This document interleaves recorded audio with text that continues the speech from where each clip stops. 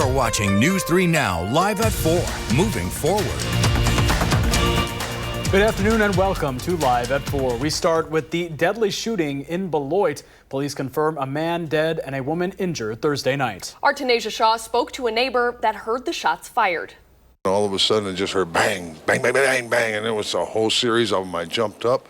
I kind of looked out the door, and my son came downstairs. Get out of the door. There's something going on. Richard Wyman and his family ducked for cover after hearing more than a dozen shots fired Thursday night. I would say 15 to 20. Yeah, it was a lot. Beloit police confirmed a man and woman shot. The man died shortly after first responders got to the scene, and the woman is expected to survive. It's a little traumatic. It kind of shakes you up a little bit. Neighbors say that the shooting happened on this block of Oak Street. Now, Beloit police are asking anyone with any information or ring camera footage to give them a call. Well, that happened, I guess, between 7:30 and 7:45, and they were out here till at least after 4 in the morning. Oh, they were all over checking. People have cameras to see if they caught anything on cameras. I reached out to Beloit police and asked if there are any suspects and if police arrested anyone. Officials say they can't confirm or deny any additional information right now. Reporting in Beloit, Tanisha Shaw, News 3 Now. Tanisha, thank you. You found out about this story first through a push alert on our Channel 3000 mobile app. You can stay up to date with this story and other breaking news for free wherever you download your apps. Monona police arrested a man Thursday afternoon after they say he shot a gun inside an apartment complex on Kings Row. Officers arrived just after 1:30 in the afternoon. It was reported that the 38-year-old man fired 2 rounds within a common staircase. He is a resident of the building. Photos from the police department show bullet holes inside the apartment building. No injuries were reported. Kentucky State Police arrested a Milwaukee man this morning accused of murdering a woman and injuring another. Police say a person broke into a home on Springfield, Kentucky, and killed a 31-year-old woman. A 52-year-old woman was found shot in the face. She was rushed to a hospital. Investigators identify 23-year-old Roosevelt Davis of Milwaukee as a suspect. He was arrested an hour north of Springfield. Davis allegedly told investigators he drove to Kentucky for the purpose of killing the 2 women and that he robbed a bank in Milwaukee to buy 2 guns and camouflage.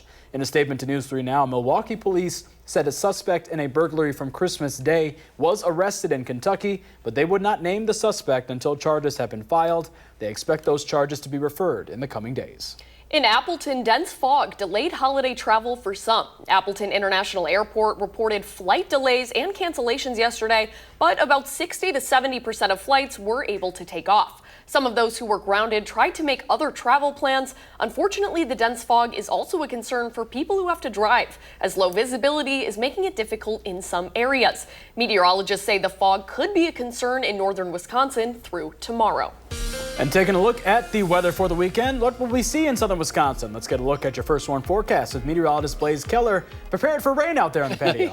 Yeah, a little bit of rain out here. You know, we had that fog last night into early this morning, and then we pushed it up north, and now we're dealing with that rain. We're going to be dealing with the rain as we go throughout the rest of your evening, overnight, into those early morning hours on your Saturday. Let's take it into parts of Columbia County, northern Dane County, dealing with, I would say, the heaviest rain shower activity right now. DeForest north into really New Chester, kind of right along 90 into the Dells as well, back into Ripon, Necedah as well, back into southwestern Wisconsin is actually probably where the heaviest rain is likely going to accumulate as we go overnight into Saturday, closer to the center of this low pressure system. And we do find some heavier rain from Cuba City north along the Mississippi River, kind of tapering off there closer to La Crosse. Future track showing that rain continuing to impact us as we go overnight into the start of your Saturday, but by the time probably most of us are waking up on Saturday, the rain will have tapered off, but we're going to be staying cloudy and mild as we go into your Saturday, with most of us accumulating anywhere between a half an inch to maybe 3/4 of an inch of rainfall by the time this all wraps up. Another mild night, upper 30s to low 40s, some of us about 30 degrees warmer than where we should be for this time of year, but we are going to track the return of Old Man Winter in just a few minutes. All right, Blaze, thank you. A new study from UW found that children who experience trauma are less likely to experience mental health problems later on. Researchers say they wanted to look past the number of traumatic events a person experiences and look into what types lead to different outcomes. For example, trauma related to living environment like community violence are different than parents fighting. Where the story gets interesting is that when we looked at these kids and how their problems changed across time, we found that different types of exposure to different types of experiences was actually predictive, some of greater mental health problems across time and some of less. Some predicted fewer mental health problems across time. We were kind of stunned. Researchers do want to caution that exposing kids to violence to, quote, make them stronger is not what the research recommends. Whooping cough cases are continuing to climb here in Wisconsin, now reaching more than 1,700 reported. That compares to just 38 last year. Whooping cough symptoms are similar to a cold but can be distinguished by the whooping noise made. Another sign is when a cough sticks around for multiple weeks. To prevent infection, doctors recommend getting your vaccines. Winter weather can also pose challenges for us all, especially here in Wisconsin, where snow and ice stick around for months. But for those with disabilities, the wintry weather can be a real barrier in everyday life. Camp Wabeek in the Wisconsin Dells provides year-round camps for children and adults with physical disabilities. Director Carly Fosco says when outdoor obstacles keep people inside, their mental health can struggle as well. You know, a lot of times people with disabilities don't go outside as much because of those barriers, like not having the access to plowing or having somebody available to shovel a pathway for them. So just making sure that you're checking in on them. Fosco says while many of us can participate in winter activities like skiing, snowboarding, and ice skating, those are largely inaccessible for those with physical disabilities, making it even more important to look out for friends and family left out of the fun. Second Harvest Food Bank says it will need more food than ever before to keep up with demand in the new year. The food bank serves 16 counties in southern Wisconsin and distributed more food than ever before this year. According to the nonprofit's public relations manager, Second Harvest's partner agencies are seeing an increase of up to 40% in customers. He also says the increasing demands are becoming a systemic issue and won't slow down anytime soon. In order to kind of solve hunger or end hunger, it's going to require much bigger things at a systemic level in order to really achieve some of the things that we want to achieve. If you are interested in helping Second Harvest, the nonprofit says it's looking for volunteers all the time. You can find more information to sign up at secondharvestsw.org. In Green Bay, a 91-year-old Packers superfan has been experiencing the game for nearly 7 decades. Pete Lemire attended his first Packers game in 1948. Now at 91 years old, not only does he have no trouble hiking up the Lambeau Field staircase to his seats, but he also works as a volunteer at the stadium cleanup crew. He and his son have experienced some of Lambeau's most historic moments firsthand. Fall of 1948, my first game. Kind of got hooked on the Packers. And after we came to the new stadium, as we mentioned, we were coming to most every game anyhow. And so we thought, well, we might as well buy the season tickets. Section 117, row 46, seats 15 and 16. We get together, we clean up, we have fun talking. It's just fun to do. Go Pack, go. Yeah, so I don't even think I could get up those stairs. No, those are really, really steep stairs. I've hiked them before. Man, he's more athletic than both of us. You have hiked them before? Yeah, I've gone to Lambeau before. I don't think I've gone up those stairs before. Yeah, it's a lot. And he cleans them too. I know. Man. Also something that I could not and do not want to do. Yeah, no, not something I enjoy as much as Pete, but good for you, man. Go Pack, go. Very impressive. Well, next on Live at 4, a busy year in politics from the campaign trail to national conventions in Capitol Hill. We take a look back at the year of 2024 in politics after this.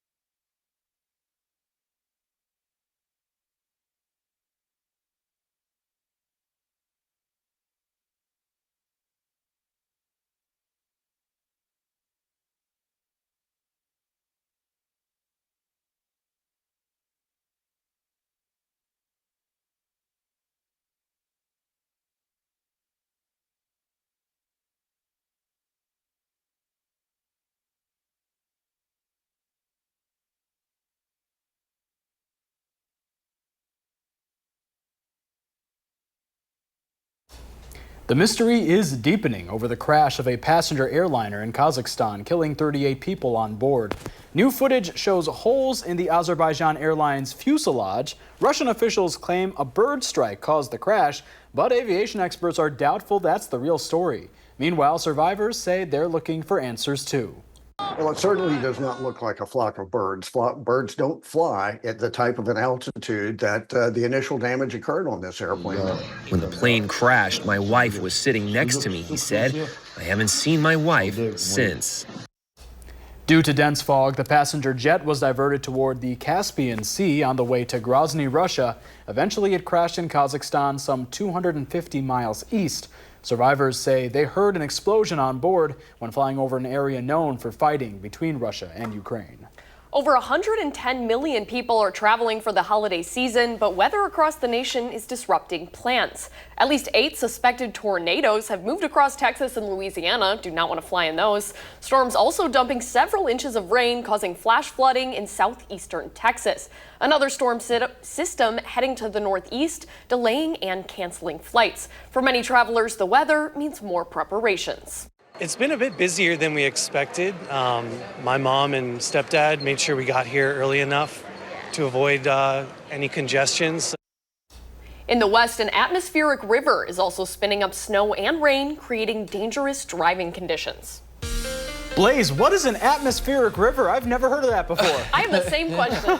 That essentially is the jet stream. It's just a different way to describe it. We do kind of treat the atmosphere as a whole, as a fluid, like a river. So when we talk about the atmospheric river, we're kind of talking about the jet stream. You've got the polar jet, and then further south, closer to the equator, you've got the subtropical jet. And both of those really help move systems across the really entire globe. So when we talk about an atmospheric jet impacting the west coast, that could just be a dip in the polar jet or a rise in the subtropical jet, bringing those systems in to the west coast. We also kind of sometimes get underneath that atmospheric river, the subtropical or the tropical polar jet.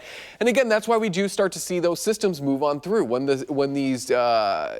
jet streams get a little bit more active, that's when more systems move on through. So right now, we do have a little system moving kind of underneath the jet, if you will. It's been pushed well off to our north, and that's what's allowed this next low pressure system to bring in these rain showers. We find most of that rain activity north of Dane County, impacting Sauk County, Columbia County, Marquette, Green Lake County, Juneau, Adams County as well. But we find a lot more of that moisture, as expected, off to our south and west. That's where the system's kind of heart is, if you will. And closer to the center of a low pressure system, you're going to be underneath more of the influences of rain or snow, depending on how cold we are. And that's what we're going to be seeing here.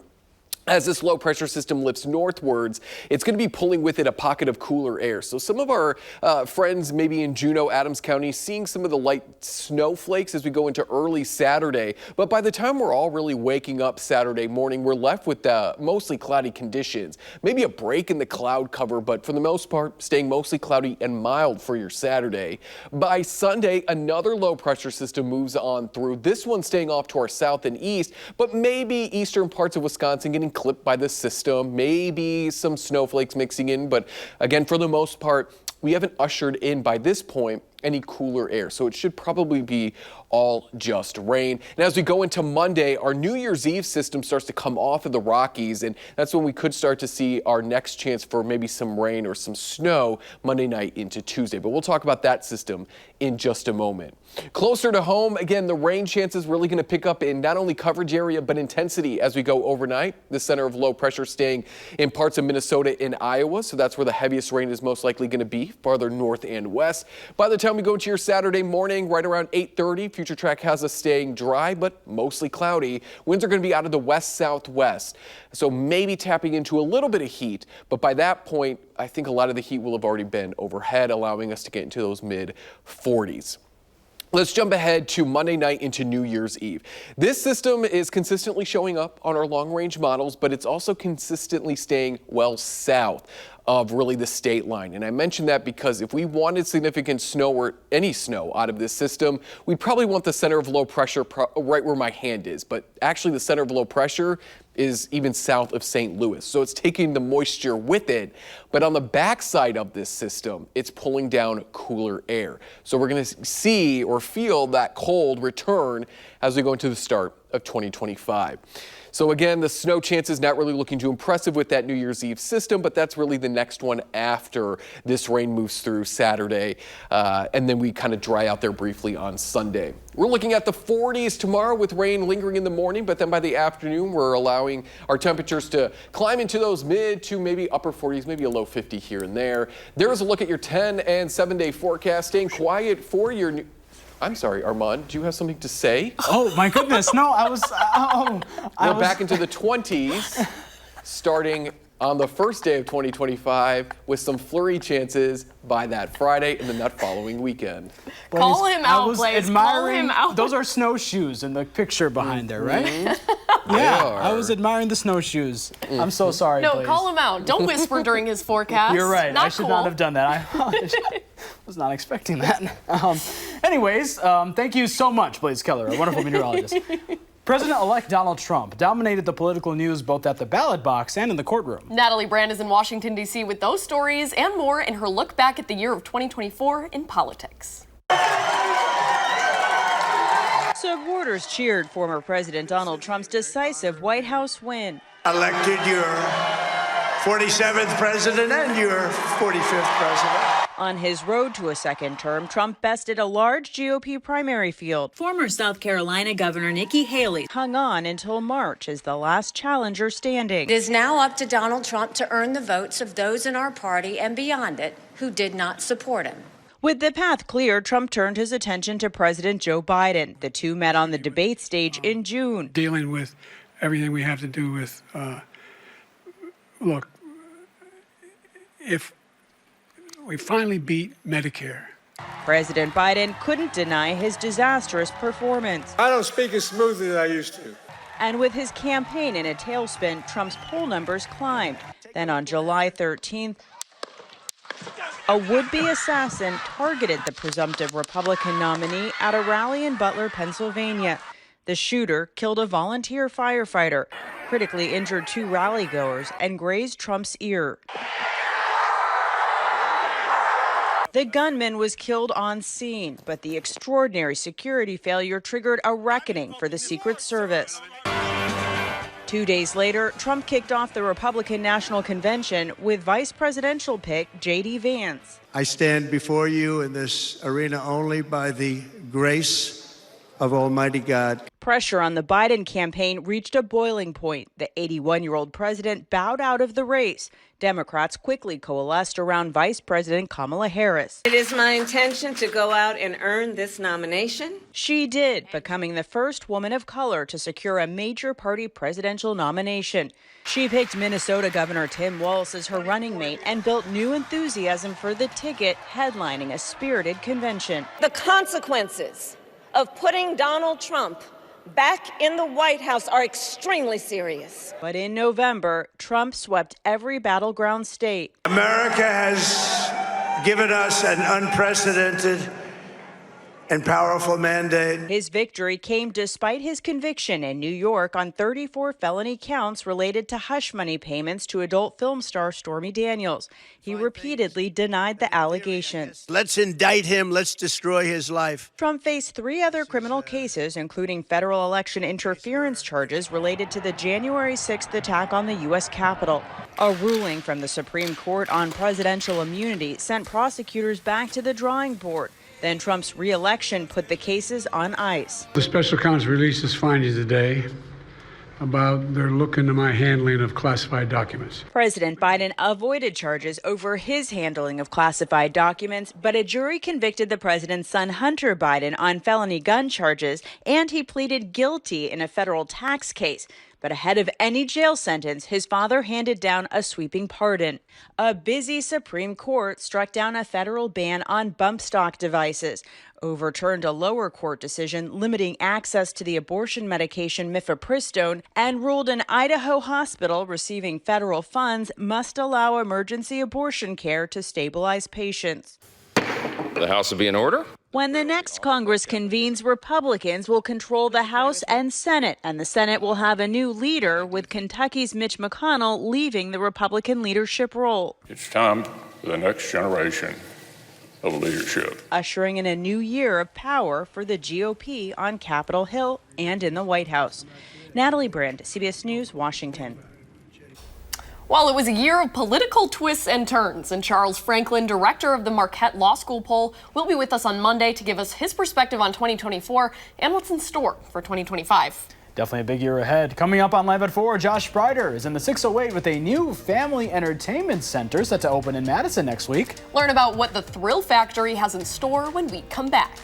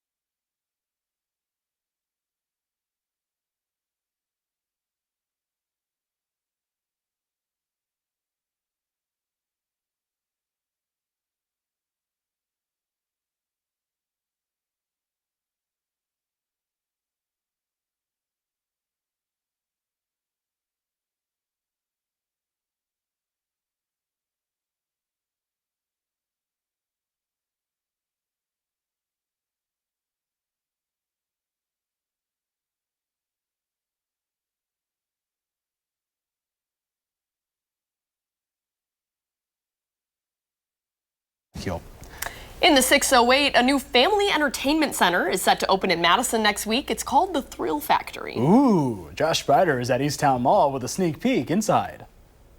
We are at Easttown Mall, where Thrill Factory will be opening on New Year's Eve. This is something for the whole family, and here to talk a little bit more about what they all have to offer is Cindy. Cindy, good to see you. Thanks for having us in. Thank you for having us. So you guys have a little bit of everything. We're standing in front of the escapes rooms, but this is just one of many, many things that you have. Yeah, so we have our full-on escape rooms, which are 60 minutes long.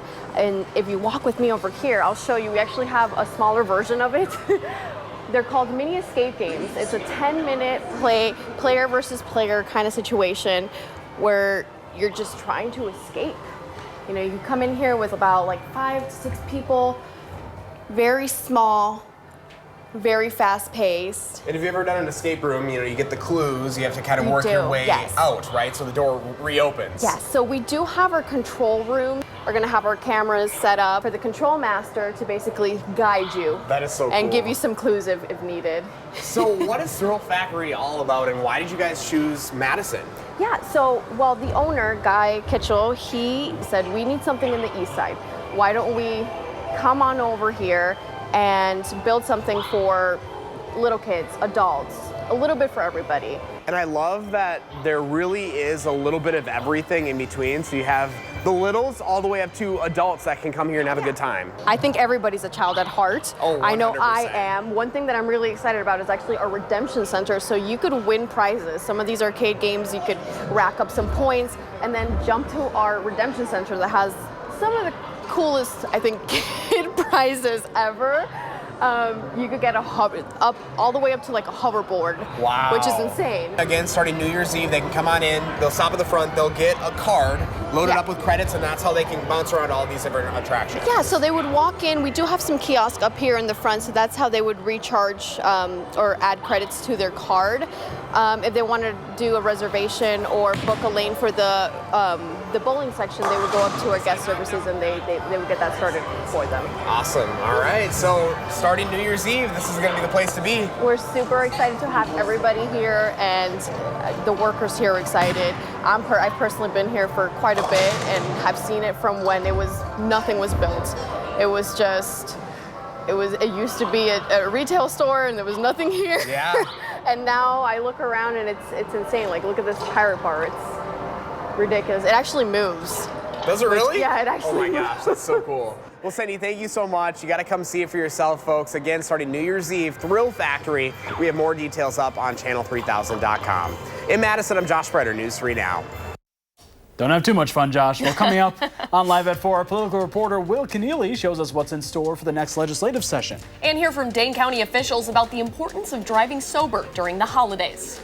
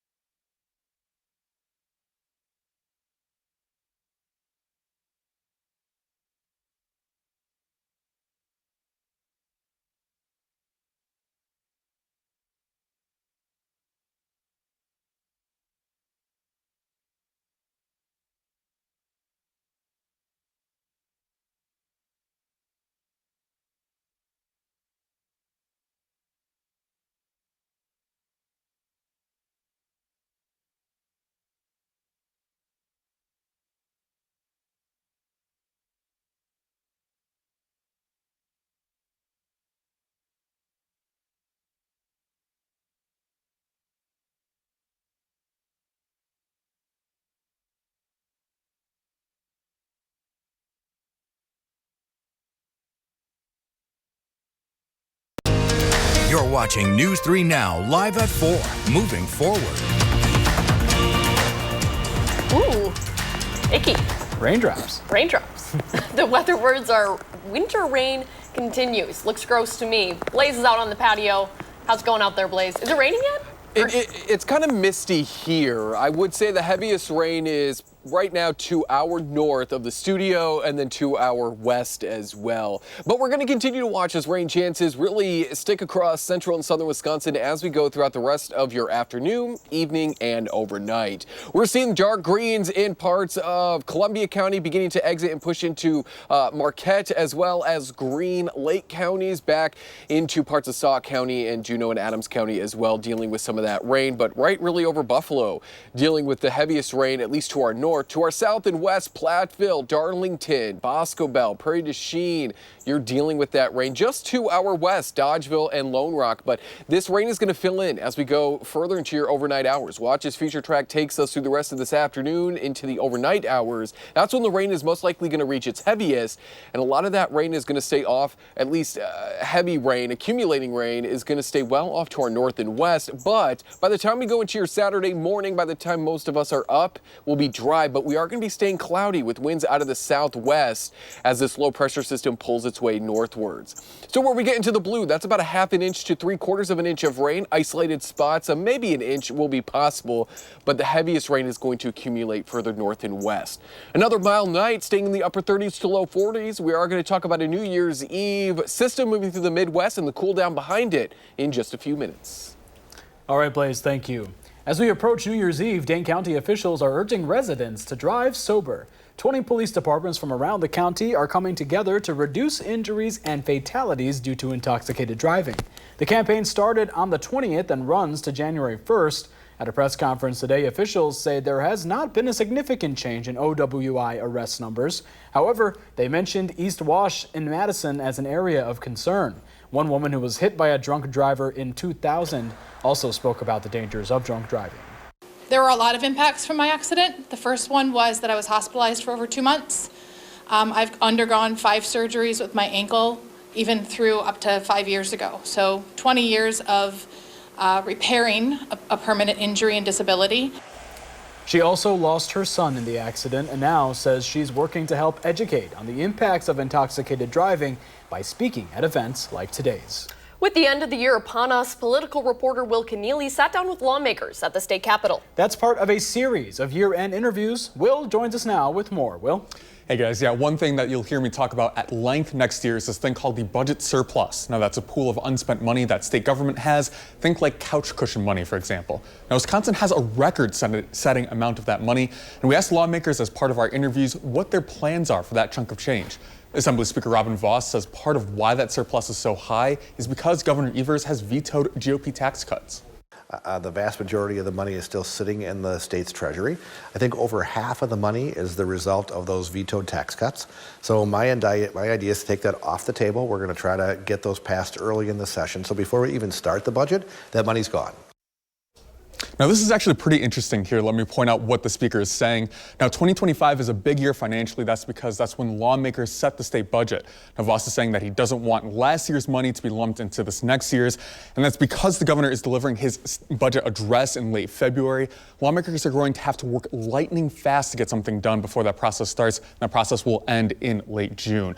Now, that's all on the Republican side. Now, what about Democrats? What we saw last session was Republicans try time and again to pass a tax cut that benefited primarily the wealthiest Wisconsinites. It's not something we're interested in.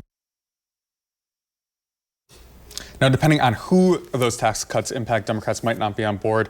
But Republicans are in the driver's seat here, so they're in the majority. So we won't expect Democrats to have too much say coming into next year. You can see all this at 10:30 on For the Record this Sunday. Well, thanks. What else do you touch on with lawmakers in these year-end interviews? Yes, this is a great opportunity. We kind of pulled together a list of questions from throughout the year to talk to these lawmakers about. So, especially for voters or viewers here in Dane County, housing is a big issue. We also talk about marijuana and things like remote work for state workers. There's a couple of proposals to change how that's impacted, state workers right now. And those are all obviously the questions we expect. Any surprises that you get to with those? Exactly, yeah. So a lot of serious stuff to get through, but we do try and have a little bit of fun with this. So I usually throw a music curveball their way. So we put together a playlist. So watch out for that. We'll have that within the next couple of days here. Ooh, fancy. Yep. Very much so. Thanks, Will. Thank you. And a late afternoon sell-off snapped a week-long run for the market. The Dow Industrials lost 333 points, the Nasdaq was off 298, and the S&P 500 lost 66. Coming up on Live at 4, Squid Game is coming back to Netflix. Ooh, Will Loper has that and more in this week's 3 Things to Watch when we come back.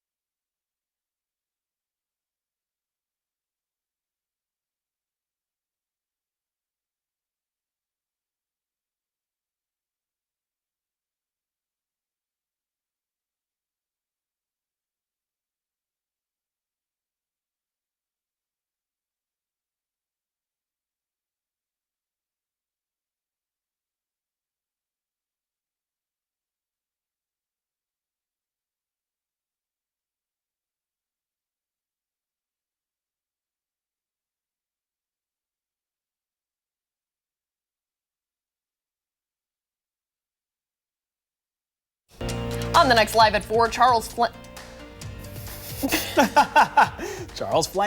Sorry. Flanking Charles.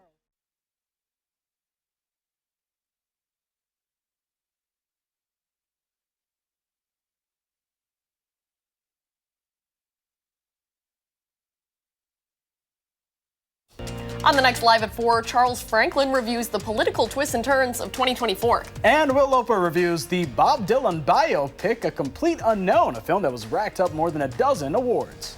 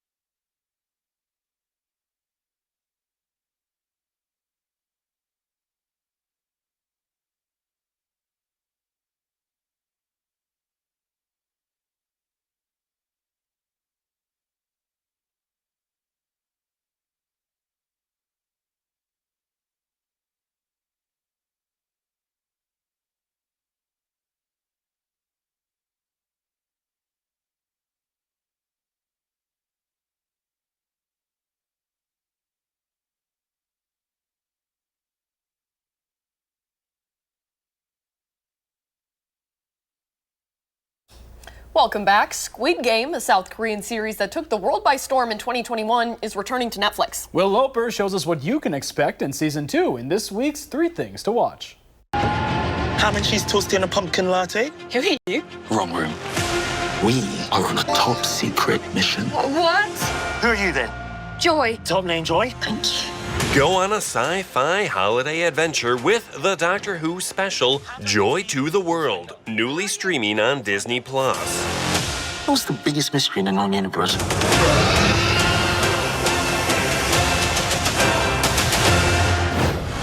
다들 오신 여빠는 나한테 뭘 원하지? 다시 게임을 하게 해줘. Head back for more children's games with deadly stakes in a second season of the South Korean series Squid Game, newly streaming on Netflix. 엄마, 급한만 더 하면 다 갖고도 남아. 야, 그럼 여기 왜 다시 들어왔냐?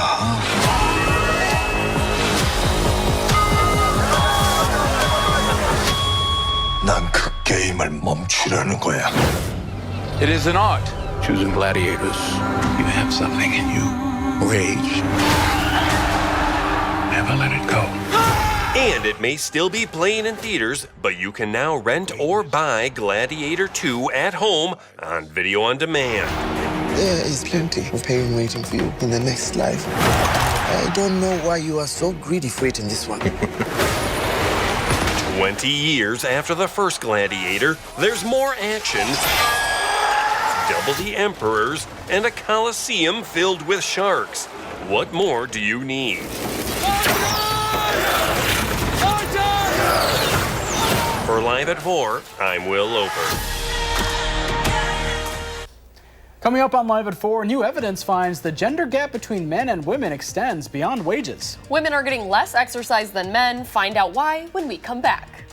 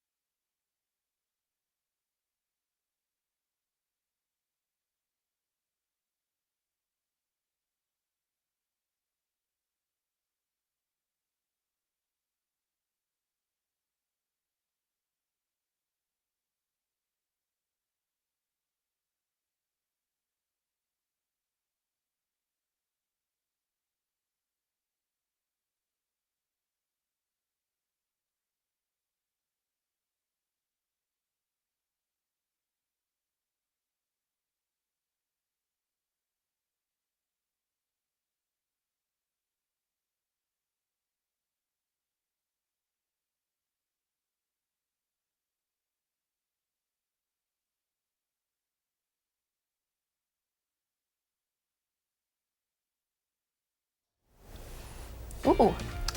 Fancy. We're taking a look at Roswell, New Mexico, home of the International UFO Museum and Research Center. Based on the finding of crash debris some believe was a UFO in 1947, and the aliens, they're keeping it 67 degrees over there. So. Do you believe in aliens? Oh, yeah. Me too. Yes. For reals. And they're keeping it warm, and I appreciate that. Yeah, they could bring some warmth here, but... I would like that too.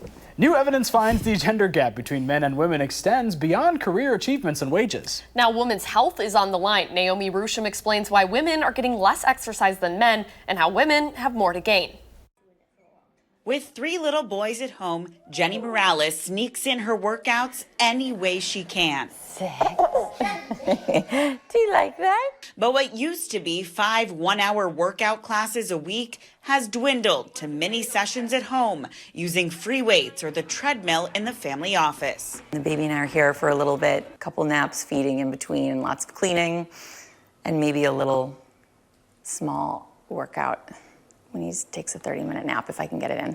The struggle to find time is part of what experts are now recognizing as a gender gap in physical activity, in part due to the heavier load women carry for the family, whether they work outside the home or not. Because you're a mom, and I think that some of those needs need to be met by you mostly. In a recent study from Cedars-Sinai, only 33% of women met the standard for weekly aerobic exercise, compared to 43% of men. We do know that at all ages, once you are an adult, and actually even during our childhood, women do less physical exercise than men. While women have a tough time prioritizing their workouts, the irony is they may get more out of exercising than men. For women compared to men, women got more bang for the buck, meaning that if women did half the exercise of men, they lived as long as men. Experts say a short, light workout is better than nothing at all. Morales takes that to heart. Your full hour, it may be in like little increments throughout the day, and then you get it done. Putting her family first by keeping herself healthy too. Naomi Ruckham, CBS News. Researchers found that the benefits for women included all forms of physical activity, from moderate aerobics like brisk walking to more intense activities like spinning, jumping rope, and strength training. There we go. Let's get a look at your first warm forecast with our wonderful meteorologist, who I will never interrupt again, Blaze Keller. All right. We have got some scattered, you better not. We got some scattered showers out there tonight. That's going to wrap up as most of us are waking up on your Saturday. We're going to continue to stay mild through really the start of next week. Monday is going to be our last true mild day. We start to cool off into your New Year's Eve, but the cold air doesn't arrive until we kick off the new year. We got a low pressure system moving through the Midwest, specifically through western parts of Wisconsin. As it does, it's going to pull with it the cooler air with it northwards. There's going to be a pocket of it across northwestern parts of the state. We're not going to see any snowflakes out of this round, but that's going to continue to lift northwards, making room for our next low pressure system to move through the Midwest. This one stays off to our south and east, maybe giving some rain chances to southeastern Wisconsin as we go into your Sunday afternoon. That continues to lift its way north and eastward. We don't usher in a colder air mass until we go into your New Year's Day time frame. It's going to be following our next low pressure system. It's going to start in this general area, and it's going to take this green path here. It's well off to our south to really bring us any measurable snowfall. But what it is going to do, because it's stronger, is it's going to pull down a lot of cooler air from Canada and the Dakotas and pull it that south and eastward. So it's going to chill us as we go into those first few days of the new year. So because we're not going to see any measurable snow, we're looking at maybe a dusting at best, and that's with one model's interpretation, the European model. Our other long-range model, called the GFS, doesn't have us getting any snow at all as the system passes through the Midwest. All in all, it is unfortunately too far south for snow lovers to really get any snow out of this, but what it does do is it brings down some cooler air, as I've mentioned. Our 6 to 10 day outlook in terms of temperature trends has much of the Midwest anywhere between 50 to 60% cooler than average from the 2nd through the 6th, and then that continues to sit over parts of not only the Midwest, but the East Coast there as we go from the 4th through the 10th, and this is again about a 50 to 60% chance. So our long-range models continue to pick up on a pattern change. We're going to say goodbye to the mild temperatures that we've been underneath, and we're going to go back to feeling like more winter as temperatures in the daytime only climb to the 20s, and then our overnight lows are more seasonal in those teens. So if you don't like the cold, enjoy the warmth while it's here. We're headed into those mid 40s tomorrow, maybe a low 50, but it will be hard to get any 50s out there tomorrow, but it is certainly not of the question. And there's a look at our 7 and 10 day forecast. Because that system is staying too far to our south, we are looking at a quiet ringing in of the new year. So your New Year's Eve night should be quiet for the most part. It is going to be breezy as that cooler air moves on in. We'll go from the 40s on Monday to the 30s New Year's Eve to the 20s on New Year's Day. And we'll hang out in those 20s as we go into the first weekend of the new year with a couple flurry chances there Friday, maybe Saturday as well. But then again, that Sunday and then that following Monday. Overnight lows will be back into the teens starting New Year's Day night.